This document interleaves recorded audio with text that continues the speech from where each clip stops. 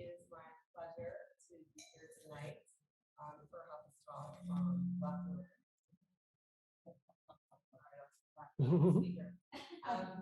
In any case, this is a great occasion for us. The Wildenstein Plattner Institute, which is the organization that both Huffa and I work for, we're dedicated to researching artists for catalogue raisonnés and for promoting digital archives. So one of the projects that we're very much involved with is the Wesselmann Catalogue Raisonné, of which Huffa is the project manager and the lead scholar for the Wesselmann Catalogue Raisonné project. Part of that project encompasses looking at all the works that Wesselmann ever did and tracing their history. And another part of that project is looking at the artist's archives and correspondence and his circle to make connections not only among artists, but among the key players that were involved in that time in the art world. So lucky for me, I found Huffa to run this project. Huffa University and focused on pop art, and we were incredibly fortunate to take him onto our team. And now Huffa has become immersed not only in the world of Wesselmann, but in the world of Wesselmann and his circle, and works very closely with the Wesselmann studio and the Wesselmann estate, including Wesselmann's children and studio manager and Wesselmann's models, and probably knows more about Wesselmann than most people I've ever met. So I'm delighted to introduce him, and I'm sure we'll all be very excited to hear what he has to say about this work, which is in Westport. So without further ado, go ahead, Huffa. Thank you so much, Elizabeth. Thank you. Thank you. And thank you, Liz, and thank you, Ruth, and everyone at Westport for having me. It's great to be here. I'm really happy to be here. I will hopefully not make a lot of noise with this mic while I'm talking. I'm not usually used to sitting down and talking. I usually stand, so hopefully this will work, but this has to stay here. My notes have to stay here. The first thing I want to talk about with this work is, as Elizabeth talked about, my research that led me here and led me to actually find out about Westport Public Arts Collection and Housatonic and MoCA Westport for the first time, which was via tracing the history of this piece and trying to figure out where it had gone. So I'm going to start by talking about that research and where it led me. Then I also want, and we'll spend actually a bit more time talking about why this work is important, because I actually think this still life number 53 is not only an extremely important work within Wesselmann's career, I think it's a really interesting work in the history of pop art and the history of post-war art in general. I think you're very lucky to have it here and be able to really engage with it. So I'm going to talk about first its relationship to kind of the development of Wesselmann's work, then a little bit about its relationship to the history of art in the United States and pop art at the time when it was made. And then I'm going to return to Westport and talk a bit about the way I think this work is a particularly interesting case in terms of the places that it has ended up being displayed. So first, let's start with the provenance research that I did. So what's really interesting, still life number 53 is actually a work that was done in 4 editions. They are identical, but they're treated by Wesselmann as unique works. You can imagine that this presents challenges to a provenance researcher when you can't actually tell which work you're looking at by looking at it, because they all look exactly the same. And when I was trying to figure out where all these works were, I came across in Tom Wesselmann's records something really odd, which was that these, there are only 4 of these. They're very important works from a very important part of Wesselmann's career. And 2 of them were within 20 miles of one another in Connecticut, and according to Wesselmann's records. And at first, my assumption was that this was a mistake. This is a duplicate record. These records were not, these were not both there. I reached out to Kathy Benowitz. I reached out to Robin Zella at Housatonic, who were incredibly helpful, and eventually figured out that this was not a mistake, that both of these works are, in fact, one at Housatonic, one at the Westport Public Arts Collection in Connecticut. But of course, that raised the question of why are these two works so close to one another, right? And that then led me to do further research in our archive. We are really lucky on this project to have digitized the entirety, basically, of Wesselmann's papers.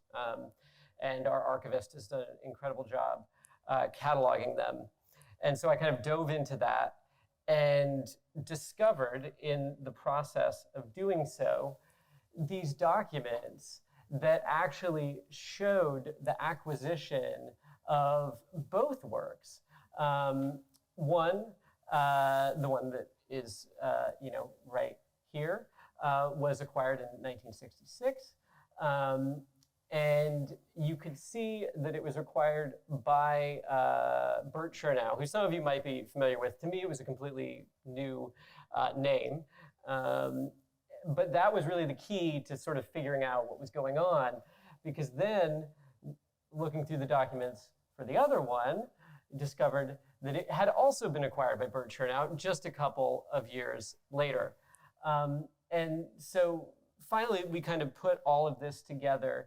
And the story that came out was that Bert Chernow, and this is a much longer story that I'm only going to tell a very brief version of it, but Bert Chernow was someone who really had a vision for collecting, many of you probably know all this, but vision for collecting art for public spaces, and founded the what's now the Westport Public Arts Collection, to display art in schools and other public spaces around Westport, and acquired the first work for that collection.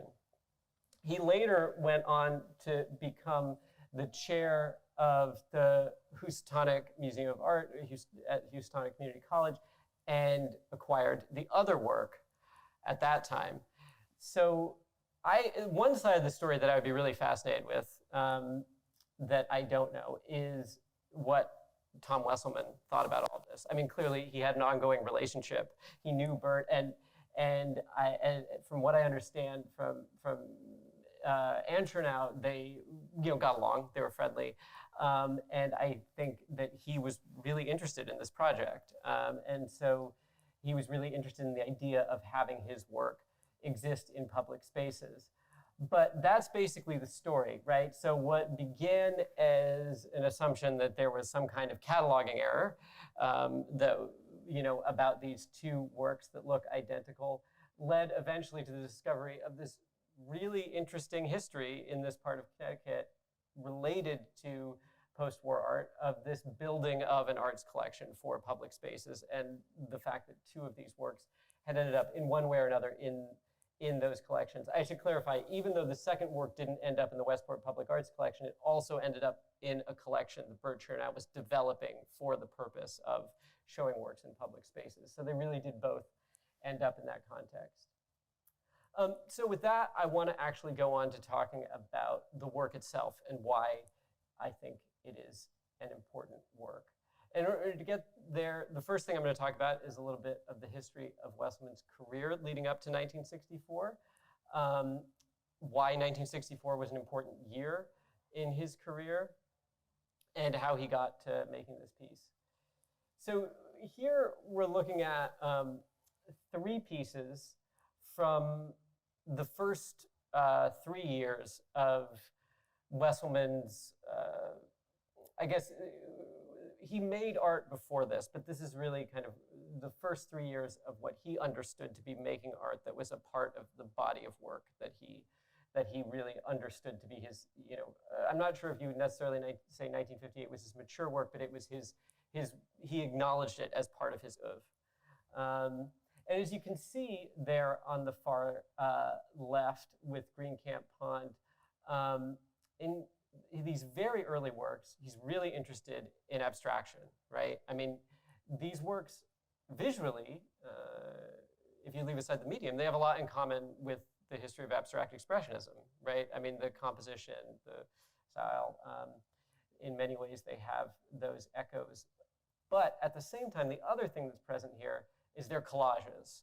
They're not paintings, they're collages. They're not tiny, but they're certainly not the size of an abstract expressionist work, and they're made from found materials. Around this time, he would sort of like walk around downtown New York, where he had just moved from Ohio, and he would pick up trash, literal trash, like he would like go in trash cans and stuff and pick this stuff up and create collages from it. Some of the stuff I can testify, having looked at it very closely, is definitely came from trash cans. Like, you know, it's not in good shape.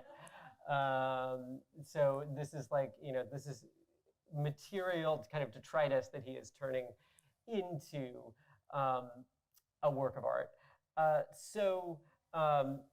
At that stage, the two things I want to point out that he's already interested in is the history of abstraction, the history of abstract expressionism in particular. Willem de Kooning specifically was his sort of, kind of his Oedipal father figure. He loved and wanted to destroy him at the same time. But also very interested in collage. And I think that there's no doubt, although he doesn't talk about it that much, I think there's no doubt that this is indebted to artists like Robert Rauschenberg and Jasper Johns and earlier 1950s Neo-Dada. Then around 1960, he's still working in collage, but another big aspect of his career starts to make its appearance, which is his interest in the nude. Now, obviously, that's not something that plays a major role in Still Life number 53, but there is no way of talking about Wesselmann's career without addressing his, you know, ongoing extended interest in the nude. So that appears. But that also means that you see the appearance of figuration, right? Representation becoming a major interest of his. But, and I think you see this in this work, you see this in Great American Nude number 2, he's not given up his interest in abstraction. This is not like, you know, neither of these are, you know, Renaissance perspectival, foreshortened depictions of the human body. These are human bodies that are also abstracted in a way that echo in their form the history of painted abstraction in the 20th century, even though they are recognizably figurative. So in 1960, he starts making these small collages. They're all nudes. And he's showing them in downtown. One of the big shows he has at the time, I mean, big for him, he was really just getting started, is at the Judson Gallery, which was in the Judson Church, probably more well-known for Judson Dance Theater. He has his first shows around this time at the Green Gallery and the Tanager Gallery. Tanager Gallery is first, which is a co-op gallery. That's where he first shows his Great American Nudes. And that's his big breakthrough in 1961. He blows up these little, what he calls lap collages, to a big size, starts painting them, and they become a wholly different kind of work. They're almost life-size. They really, in a sense, I would say at this point, he's really competing with his forebears, right? He's making large-scale, grand paintings that compete directly with the history of American modernism, abstraction, abstract expressionism, but in this whole new way. And he's still using collage, right? So you still have this real interest in appropriated materials. You see that all around, but he's also painting. So in this work, for example, the figure is painted, but you have collaged elements in the window and in the fruit basket, etc. Okay, I'm gonna keep moving. So then you see around 1961, he continues this exploration of this hybrid form of collaged and painted works that focus in this Great American Nude series on the nude. But again, the reason I want to focus on these is to show you that his interest in abstraction never goes away. I mean, look at Great American Nude number 12. If that didn't have that title, or if I didn't tell you that, I don't think most people would know. I didn't know when I first saw it that it was a nude, right? He's really pushing the limits of what can be recognized, but he's playing with it. He's playing with it in a way that is, like, I think, indebted to Picasso. That's a sort of a different story, but he's playing with it because, like, once you do understand that this is a nude, you see that, like, the kind of overall structure of a classic nude genre painting is right there. The nude's in the right place. It's posed in that way. It's surrounded by, its ground in the way that you would expect a nude to be. So even though you don't recognize it as a figure, you kind of know what it is, right? You recognize the language, the overall visual structure of nude painting. So again, remains committed to this interest in collage, appropriated materials. He's, appropriating that picture of Kennedy. This is, of course, before Kennedy's death, so this is not a kind of melancholic image, but a kind of celebratory image, but also interested in painted abstraction, focusing on that. 1962, something else starts to emerge in his work, which is an interest in assemblage and 3 dimensions. So this is where you first see works where this is not, when you look at Great American Nude number 35, that's not a representation of a shelf. That's an actual shelf that is attached to wood that is below a window shutter, and that's an actual curtain.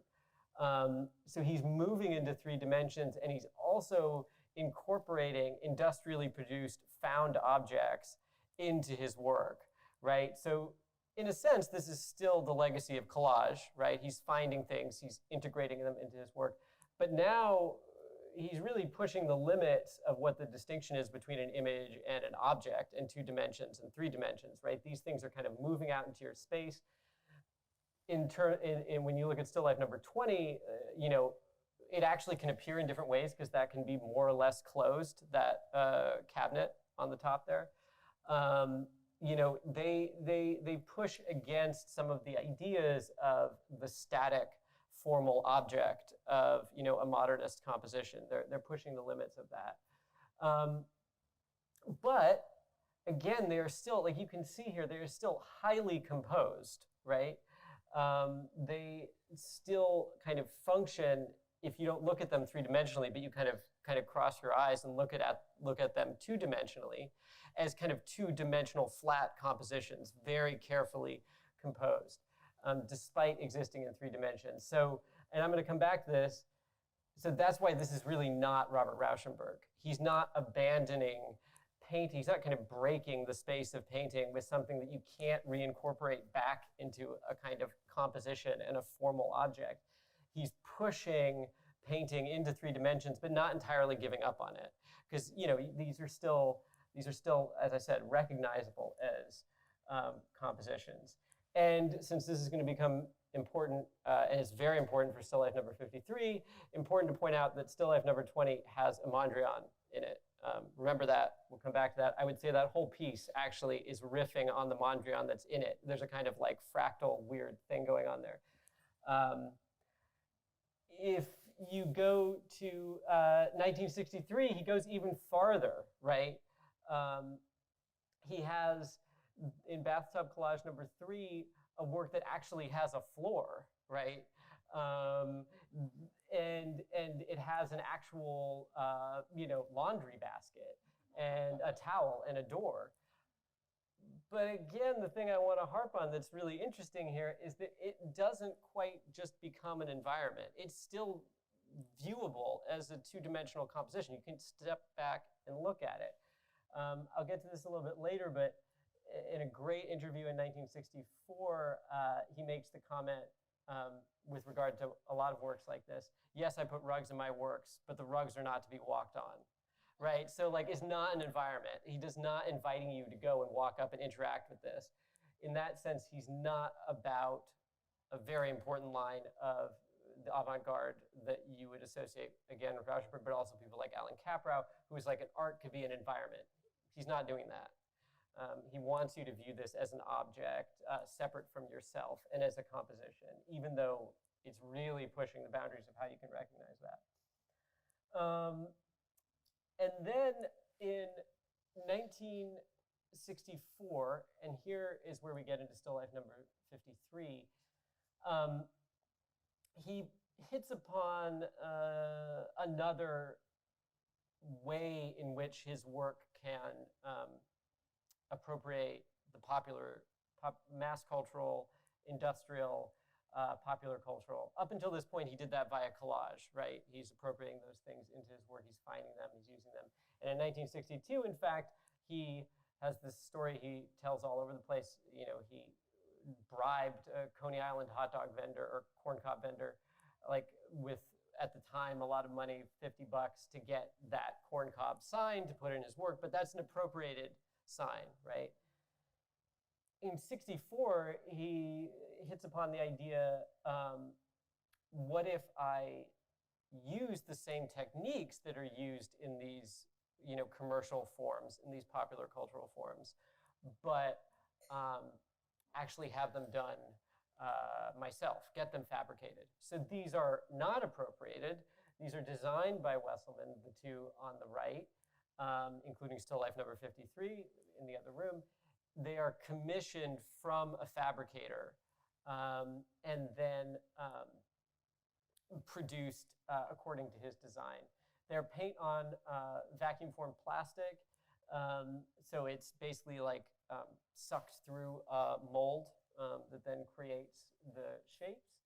And it's a sign manufacturing process. So he's directly appropriating this process of making signs into making an artwork. And they're three-dimensional, as you'll see in the other room. These works are three-dimensional. So again, he's pushing at these weird limits between what is a painting, what is an object, what is an image. Because I would say, again, these are very careful abstract compositions, but they exist in 3 dimensions, and they're in a form that's kind of, especially in 1964, pushing the limits of what's recognizable as like an autonomous art object, but designed in a way, I mean, both of these, as I'm going to come back to, hugely indebted to Mondrian, riffing on Mondrian, in fact.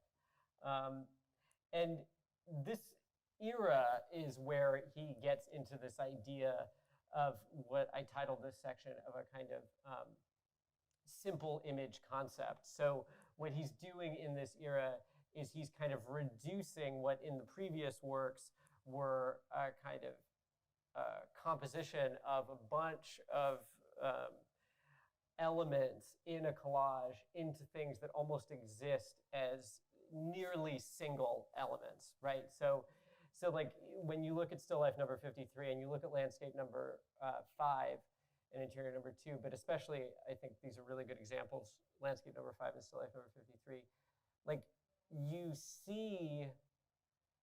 don't see at first an apple and a radio in space. You see an apple and a radio, right? It's almost reduced to these objects that you secondarily can maybe see as 2 things existing in an environment. But he's kind of pulled his composition so close to the central figure that it's almost like the environment disappears entirely. And in landscape number 5, you really have that. That's like a life-size, basically, billboard image of a Volkswagen. So when you look at it, you basically think you're looking at a Volkswagen. And then secondarily, you're like, okay, I'm looking at an artwork, and there is kind of a bare landscape there, but it's almost just like looking at the object itself.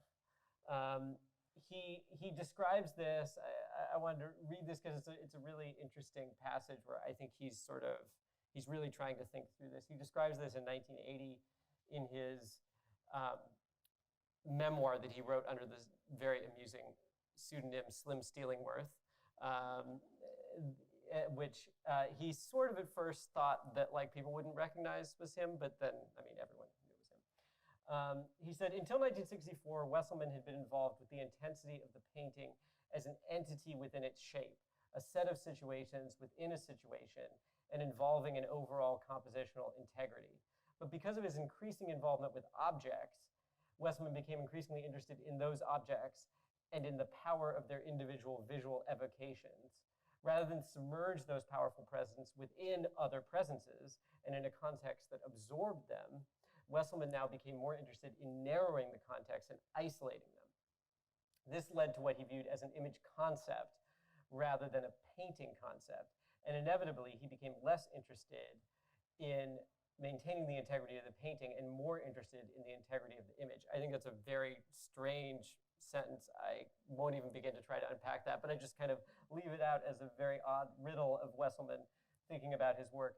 Rather than making the whole painting as physically intense as possible, it was more a question of making the image as intense as possible. So it's like the subject becomes the focus almost to the forgetting of the kind of overall composition. It becomes fully focused on these subjects.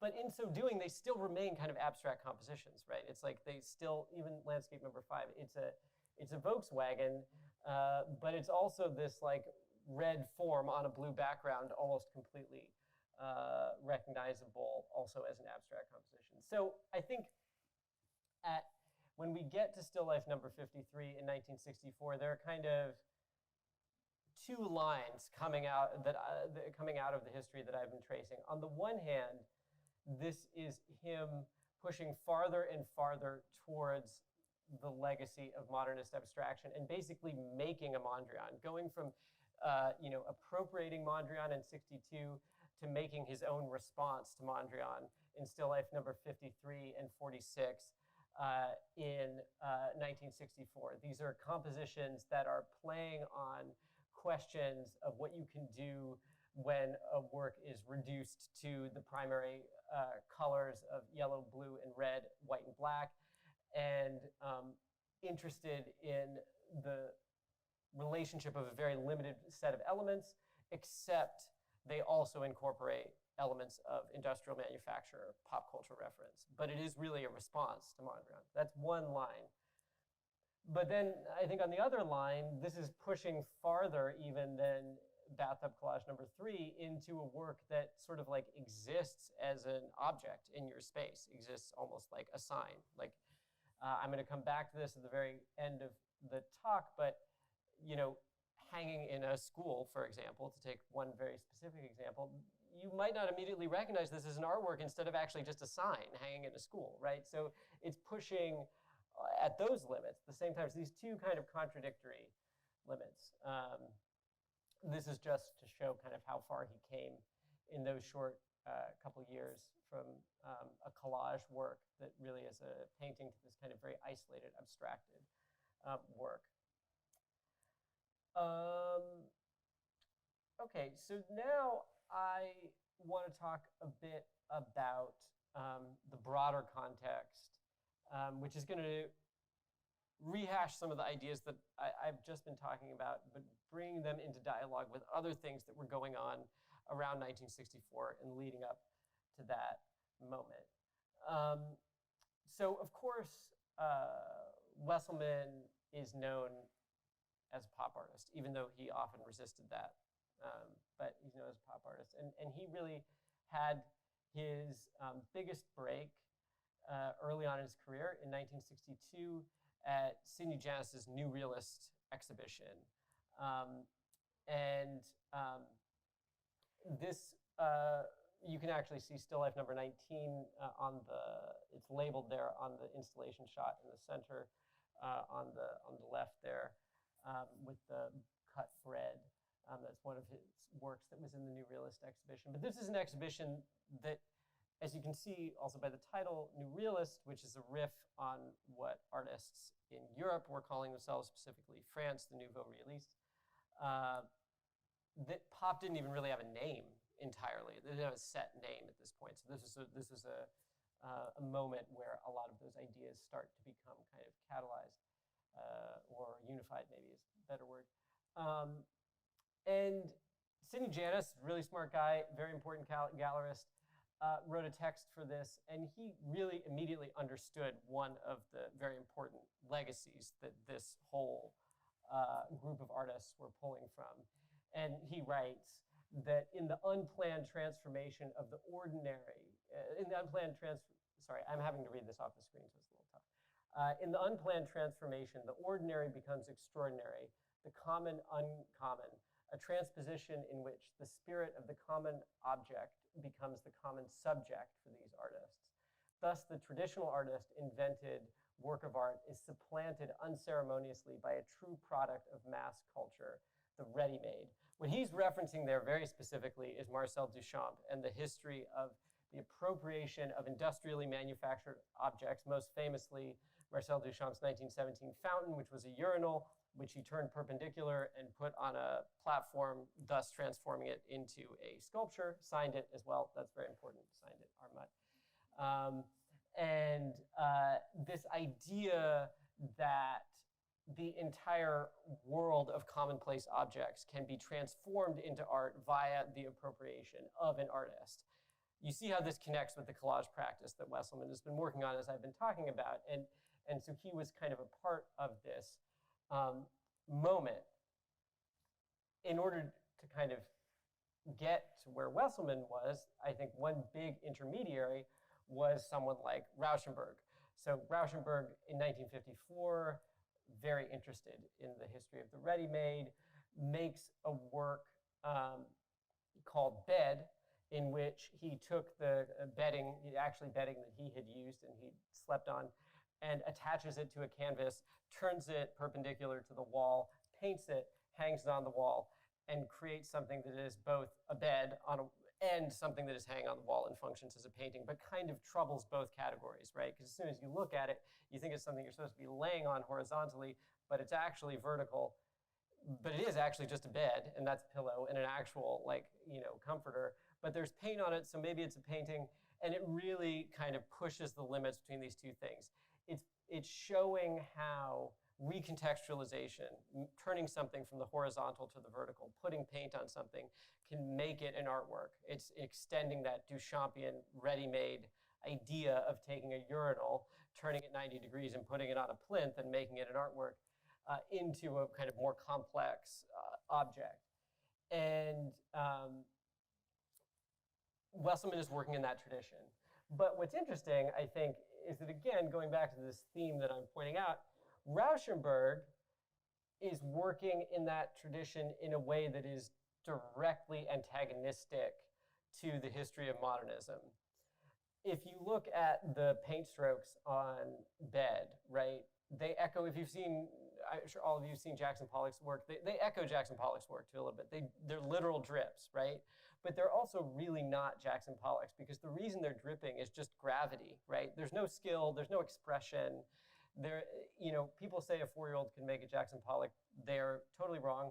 But anyone could do this, and that's kind of the point, right? That is actually the point. It is meant to be de-skilled, right? Rauschenberg is not showing his virtuosity as a painter or a composer. He's actively antagonizing those categories. Wesselmann is really different. Yes, he's playing on this history of the ready-made, but he is still very interested in composition in all of these works. He's still very interested in making a beautiful work, making a formally coherent work, making a work that functions as an image. So again, this is one of the things I'm so interested in about Wesselmann, is how weirdly he fits into this history. He both adapts all of these aspects of the way pop art rejects the history of modernism and remains totally committed to it. He's not Rauschenberg. He's making a beautiful, carefully composed work with found and industrially fabricated materials. And I wanted to read you this quote. So this is from that same 1964 interview I mentioned, where he talks about seeing Rauschenberg. And he says, it was the same with Rauschenberg. When I saw his painting with radios in it, I thought it was fine, okay, but it had no effect on me. It ceased to exist for me except in Rauschenberg's world. He's just totally uninterested in it. It doesn't do what he needs to do. And by the way, I'm not actually, I'm a historian. I'm not actually trying to say who's right and who's wrong here. I'm not taking Wesselmann's side, but they're just doing totally different things. Rauschenberg is not speaking the language that Wesselmann is interested in. He's speaking a language of the avant-garde break with everything that defined modernism, and Wesselmann is not doing that. So then, to compare Wesselmann with his probably most well-known direct contemporary, A lot of you may have seen Warhol's Brillo boxes. They're also made in 1964. So it's directly contemporaneous works made at the same time. Warhol and Wesselmann knew one another, coming up in the same scene, showing in the same shows, very much in dialogue. They've both seen Rauschenberg. They've both seen Duchamp. They've both seen all this history, and they're coming out of it. But their reaction to that history is really different, right? Warhol's Brillo boxes, they're also using the idea of industrial manufacture. In this case, this is right at the time when Warhol had just started his factory studio space where he was collaborating with people and making things together. Shout out to my colleague Claire Henry, who just finished the Warhol Film Catalogue Raisonné and gave me the heads up on that specific fact. That was very good to know. So they're appropriating that idea of industrial manufacture. They both are doing that. They both, I think, are kind of interested in the history of reduction and abstraction to some degree, but they're very different in another way.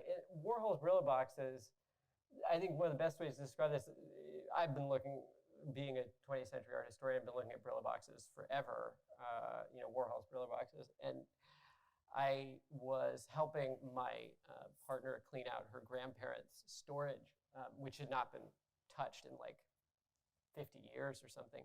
And there was a Brillo box, like an actual Brillo box, and they're in pristine condition.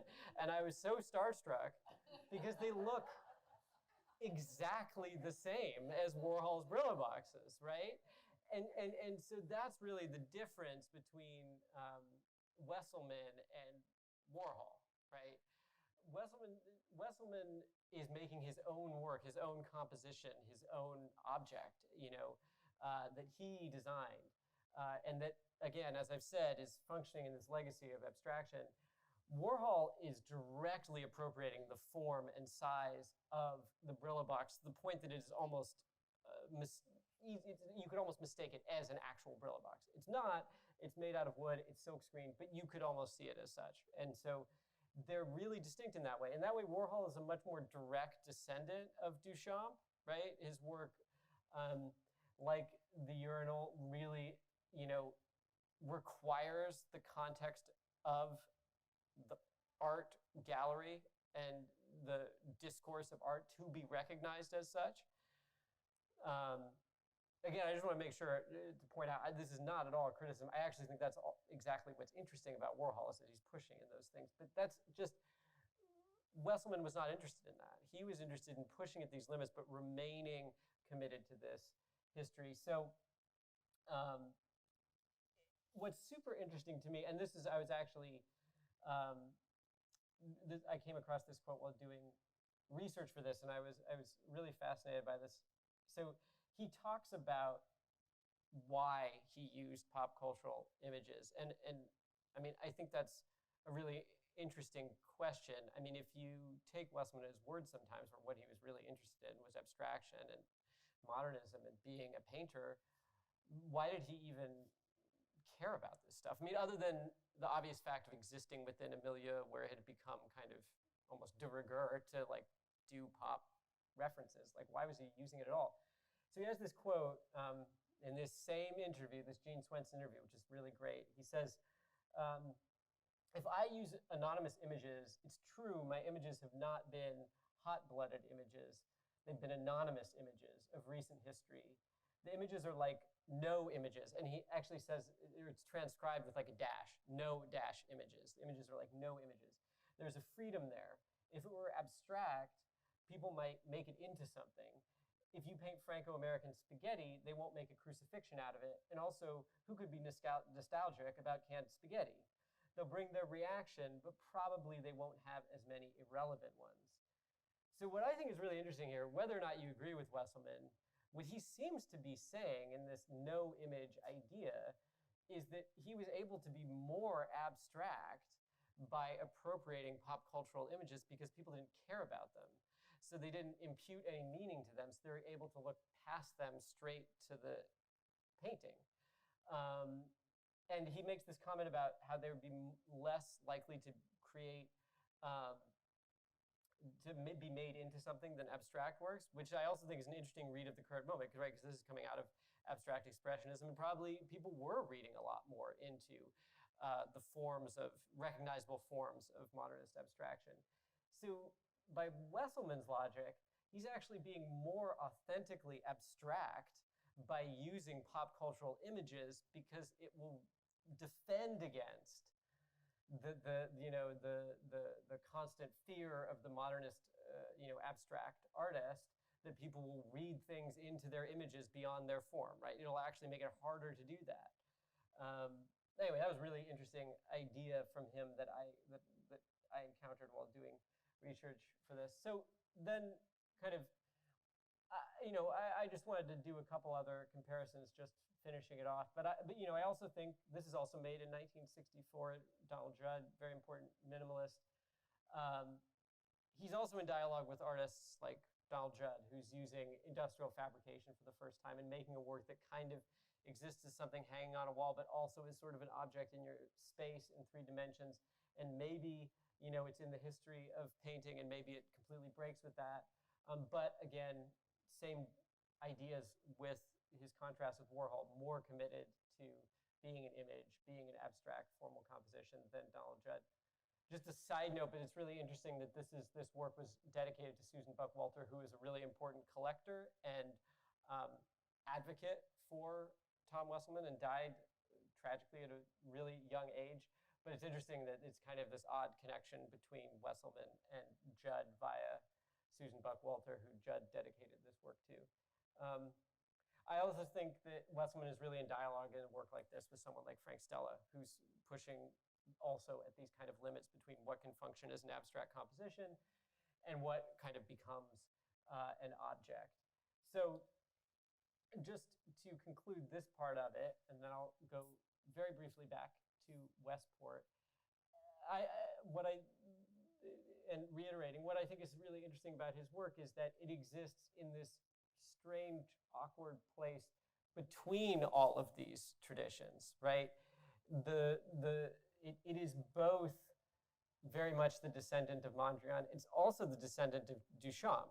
It is in dialogue with someone like Donald Judd and Andy Warhol, but it also doesn't quite adapt their wholesale rejection of the history of abstraction and painting. So it exists in this space kind of between all of these things. So then the last thing I want to talk about is just to kind of go back to where this work ended up at Westport. You can see it being installed for the first, or not for the first time, that was in the 70s, installed again in 76 there. But you can see here where it has spent a lot of time, which is at Bedford Middle School, above this elevator, and where it, and here you can see it above the elevator. These are student artworks that reference Wesselmann and that were in dialogue with the piece. I love those. And here you can see it being deinstalled and then installed in the room, just down the way. And so what I think is really interesting about where this work ended up is, and how it was in dialogue with that, is if it were a oil painting hanging above that elevator, it wouldn't really be challenged or open to its context, right? It would kind of dominate. It would be an oil painting. You wouldn't really have any question that that's what it was, that it was an art object. But given its form, still life number 53, hanging above that elevator, it actually kind of transforms into this thing that you kind of wonder what exactly it is when you first look at it. That you do eventually recognize it as an art object, but it almost could be, this old decorative sign that was, at the school. And that's not even a coincidence. Wesselmann actually said that the people who manufactured this also manufactured things like a big relief of a pencil to help sell school supplies. So there's direct engagement with kind of the iconography of the public school in a way. And so I think it makes it a particularly interesting history where it ended up because of the kind of object that it is, that it highlights that kind of hybrid space that it exists within, in dialogue with its environment, existing as a kind of sign, almost like another kind of, mass cultural sign, but also existing as an artwork. And now, we can firmly see it as an artwork in the other room, which I very much expect and hope that you will. And so that's the end of my prepared talk. So if you have, certainly, I don't know what we have in terms of time. I'm totally open for questions, anything. Yeah, please. I was a teacher at Bedford for 20 years, so I always took the elevator. The funny thing is that elevator leads down to the cafeteria. So you see the apple, and it reads like a sign. I also want to give credit to the art teacher who led her. I saw Cecily Anderson circle the kids. They circled up and sat on the floor, and Cecily talked for like 45 minutes about the artwork, and so the kids really absorbed it, and you can see it in the kids' work, how they responded. So kudos to Cecily for being awesome. Yeah, absolutely, absolutely. Yes, yeah. Mm-hmm. Mm-hmm. Could you comment on that?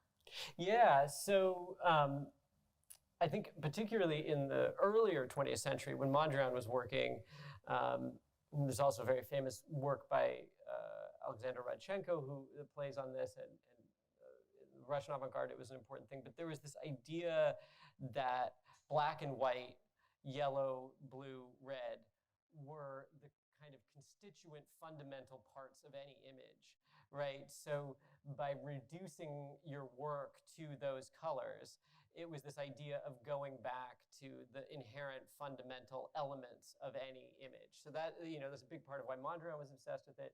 And I think Wesselmann is picking up on that as well. Yeah, yeah, yeah, yeah.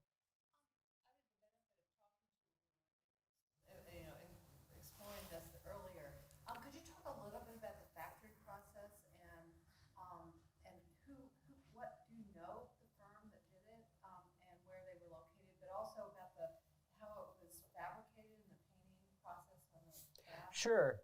Yeah, we don't actually yet know a lot about the specific firm. They were in New York, but I don't have a lot of details about that. In terms of how it was fabricated, it's basically a mold process. So the plastic is kind of sucked through this mold, and that produces three-dimensionality of the work.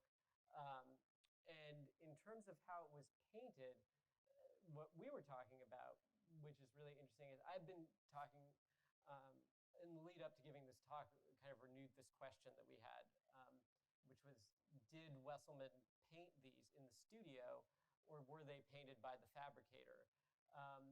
I was leaning towards they were painted by the fabricator, and I'm now leaning towards that even more because we just looked at the verso, and I saw something that I had not seen before, which is that it is actually signed on a clear piece of plexiglass attached to the back rather than signed on the actual object, which leads me to further believe that it was painted by the fabricator. The other reasons that I think it was is that he likely had only just or hadn't yet moved to his new, bigger Bond Street studio when these were made, and we're pretty sure he didn't have the space on Bleecker Street to actually do this kind of painting. There is this weird quote in Slim Stealingworth, his memoir, self-analysis, where he says, all the unilluminated ones, and I should have mentioned, by the way, still life number 46 looks very similar to this, but it is illuminated from behind. You may have noticed that image. That all the unilluminated ones he painted himself. But he's not talking about these. He's just talking about all the unilluminated plastic works. And in the context where he's talking about it, he seems to be talking about his works more from 65 and 66. So I think he just kind of was imprecise. This is where I'm at now. But I'll be fully honest that we've not totally pinned this down. So I'm like at 85% sure that he did not paint it and it was painted at the fabricator, but we have not yet had like the 100% document that says that. But that's kind of where I'm at this point. Yeah. Yeah. Did you have a question? Yeah, I was going to ask, where are the other two editions of this? And it seems, why would Wesselmann have given two of these important works here, outside of perhaps the persuasiveness of her turnout, to have these kind of play spirits? It's unusual, but where are the other two editions? The other two are in private collections. And we've not seen them in person yet. We have some sense of where they are in private collections, but we haven't seen them. Why he gave two from the same edition, I would love to know. It's part of like, there's no record in his correspondence about why he did that. I wonder, I mean, this is purely speculation, but I kind of wonder whether it's that Bert Chernow liked them, that it might have been him asking for them. I think that's possible, but it's speculation. We don't really know why he gave two of the same edition. It's very unusual. I can't think of another example in the history of his provenance that I'm aware of where he did something similar, like, in essence, giving two of a very small edition to the same collector, which is basically what he was doing, even though they ended up in different collections, right? They were both given to Bert Chernow. So it is very unusual. Yeah. Given the other works that Bert got into the collection, he probably was quite persuasive. Really had a lot of important works donated to the collection. There were Warhols. Right. That no longer are with us. Was a Maryland and another, and then there was also a Lichtenstein. So it was Wow. like, yeah, I mean, Yeah. He knew how to twist arms, I guess. Yeah. Right. That's what I heard. Yeah. Yeah.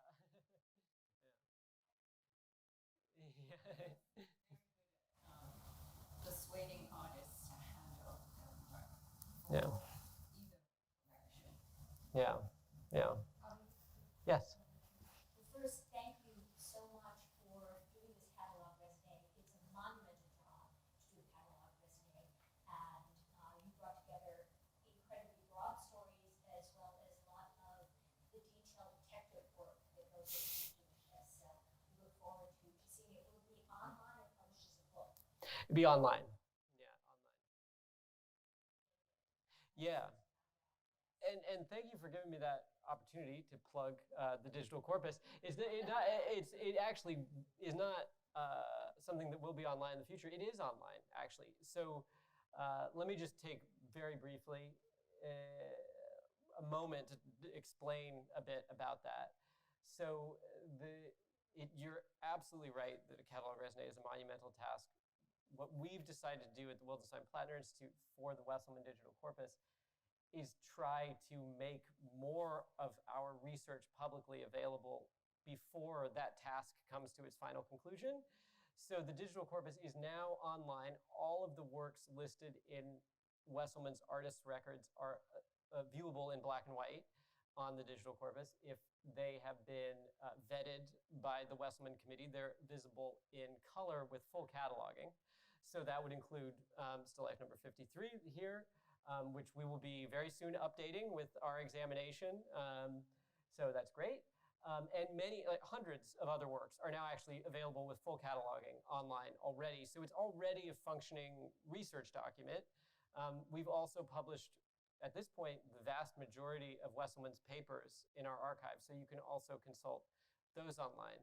So yeah, it is a monumental task. It is going to be a digital publication. It is already an available digital publication. Yeah. Well, it's also fun, of course, that it's an apple that went to schools. Yes. I haven't heard thought about that. It's also fun that Anne's work is right over there. But it's wonderful looking at this still life. Of course, in many cases, the objects that you did put in, despite how succinctly and persuasively you've talked about them as abstract compositions and commenting on Mondrian, they also still, to most viewers, himself. Mhm. So the ones that have been most controversial over time, of course, are the still lives of women who are objectified in his work, but are also very much, especially, for those of us who remember the 60s, that's they're also related to the sexual revolution Mhm. of that time. So understanding them in that political and social context, but that has changed over time in the way we look at the female nude, especially when it's presented as a breast as a still life element. Mhm. Having been immersed in this, what are your thoughts on his use of the Great American Nude? It's a really, actually, I think, very rich and complex topic that um, I think that there should be more exploration of it. I think, so let me see. On the one hand, I'll tell you what Wesselmann always said, but I will also say fully that Wesselmann was spinning a very particular story, and I'm not sure that he really captured what was actually going on in his work. But he always said that the works had no connection with pop cultural, in general, with pop cultural depictions of women or pornography, because they were about his personal connection with his own sexuality and his relationship with his wife Claire. I think fundamentally you can't really take that at face value, because he's literally appropriating billboards with images of women. So I don't think you can. That was his response. I think that his work, both in the problems surrounding the way that he incorporated women, and in the other sort of kind of interesting aspects of the way he incorporated women, is fascinating, even if you're critical, right? So I think his work, to some degree, does embody a certain idea of sexuality in 1960s pop culture, right? It reflects it. It's symptomatic of it in all of its problems and changes, and I think it's most interestingly explored as both this kind of his strange idiosyncratic engagement with that, and as a kind of symptom of both the sexism and the kind of shifts and changes of the kind of pop cultural depiction of women and women's sexuality at the time. And I also think the other thing about his work is that it's really, really different in terms of that question from artwork to artwork. I can't skip well, actually, maybe I can, but let me see if I can do this. Sorry, this can be a little, I can't see what's on these slides, so it's just gonna be, there we go. Okay. So like, Judy trimming toenails in 1960, that's a really different idea of a nude, right? And a very different relationship with, how that nude is figured both as a woman and as a depiction in the image as a whole, versus Great American Nude #2 to some degree, but even more so some of his more like often critiqued images, which I'm not sure I even have an example of. I'm trying to think. Oh, I do actually. Like, this is a pretty decent example, like Bathtub Collage #3, which is more obviously referencing kind of the history of popular pornography at the time. I don't think you can take that image and not see that it kind of echoes, an image from Playboy or something at the time. So they're not all the same. That's the other thing. And then later in his career, I don't have images of these, but he returns to the nude and does very different things again. Anyway, I think there's a lot to talk about there, and there's a lot of different levels. Yeah. Exactly. Yeah. They showed reference in women's involvement with her toenails, Mhm. and Yep. the other one very much Matisse. Yep. Oh, 100% to both. I totally agree. He acknowledged the Matisse thing, and I think, yeah, Judy trimming toenails, which is just, for whatever reason, is one of my favorite Tom Wesselmann artworks, period. One of my all-time favorites. I think is totally indebted to Degas, for sure. sure. And it's interesting, right? Because like that one is so different and like Degas also in that it's a very like everyday depiction of a nude. It's not a depiction of someone posing per se, but someone doing a very kind of everyday activity, which is very different than the other ones. Yeah. And also another interesting note, these early collages he actually did from drawings, which he did from life. So they are actually based on drawings of models. He goes back and forth with that throughout his career. Sometimes he's doing them from life, sometimes he's not. If you really, sorry, this is another plug, but it's a plug of something you really should listen to.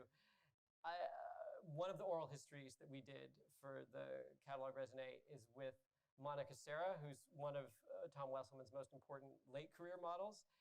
And it goes pretty extensively into exactly these questions. And she specifically talks about her feelings about what she felt like being the center of his gaze and the center of his artwork. It's a really interesting interview that explores a lot of that. So I would really recommend checking that out.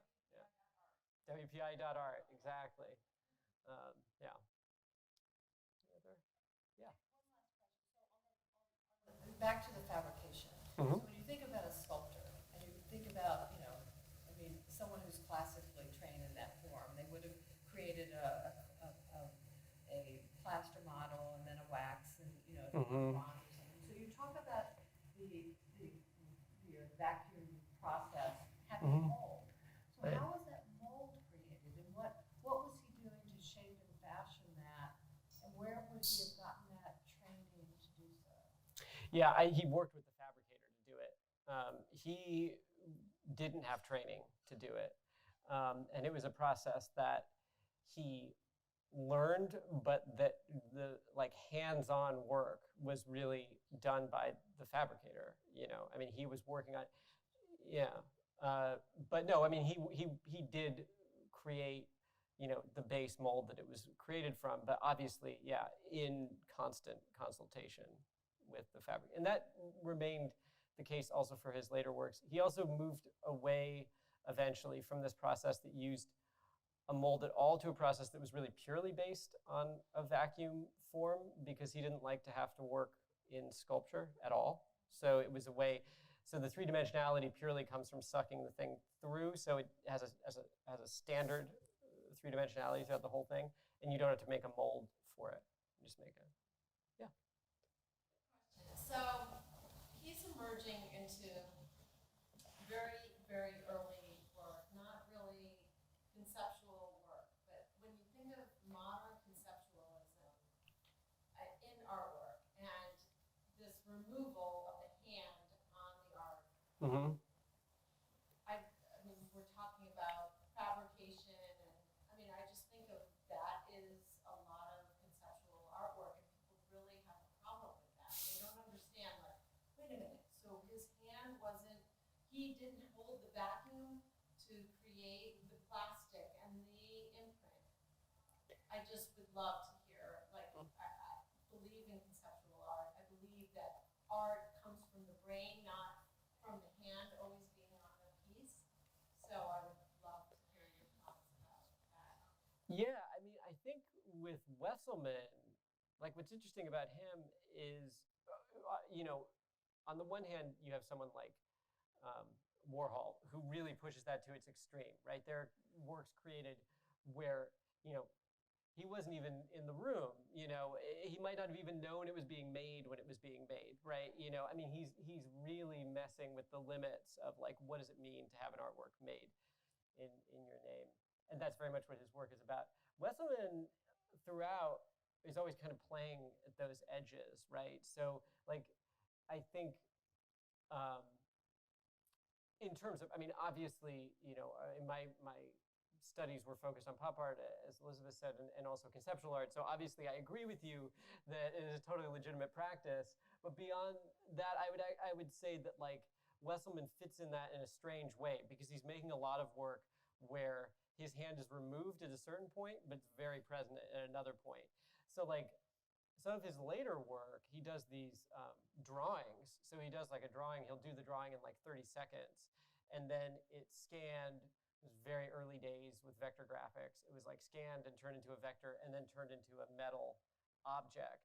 So and then he would sometimes paint it, although sometimes he would also have a studio paint it. So like where his hand is in that is a very complicated question, right? It's been translated into a digital object. It's been translated back into a physical object. Some of that is automatic. Some of that is actually requires the intervention of a technician. Then it's painted, and maybe it's painted by him, and maybe it's not. So like, it's really a complex relationship to the artist's hand. There's also, though, a drawing. So it's like the thing that epitomizes, facture, right? The touch of the artist. But in this,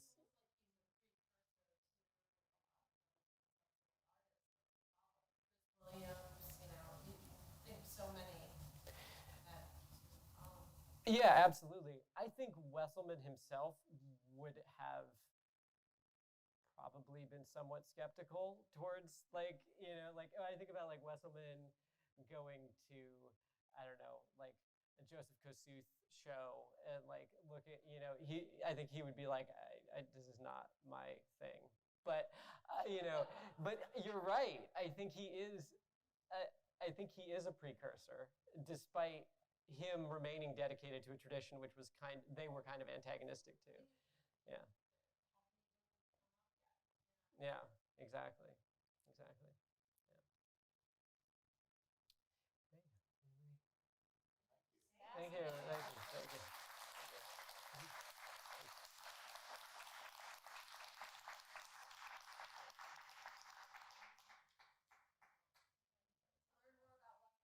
Learn more about Yeah.